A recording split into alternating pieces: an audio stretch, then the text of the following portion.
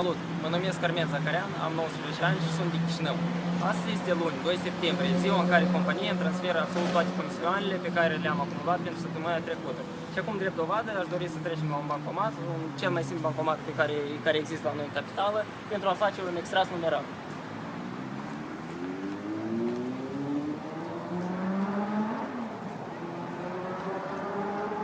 Acesta este cardul pe care îl primesc de la companie. Absolut toate informații de care aveți nevoie o aflați doar de la mine. Skype-ul este mai jos.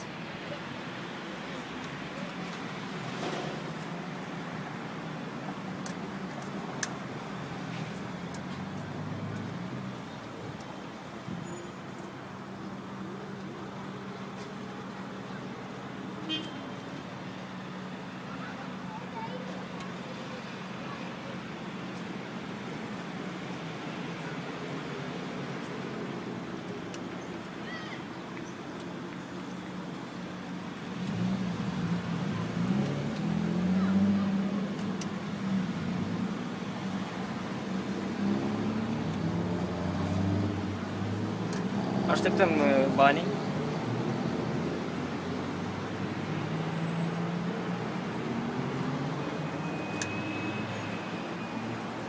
Poftim cardul. Este un card care îl puteți face doar și doar la companie. Este imposibil să faceți astfel de card la noi în țară. Dar banii se pot face în orice colț al lumii.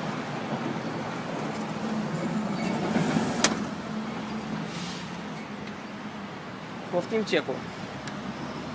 S-a primit că pentru săptămâna trecută au fost 4100 de lei timp de o săptămână. La sfârșitul acestui video o să vedeți pozele. Poftim acum banii. Nu este o problemă, adică sunt bani adevărați. Poftim cardul și poftim cecul. Ceva mai real decât acesta nu cred că ați putut vedea undeva. Am 19 ani, sunt din Chișinău, un băiat foarte simplu. La revedere!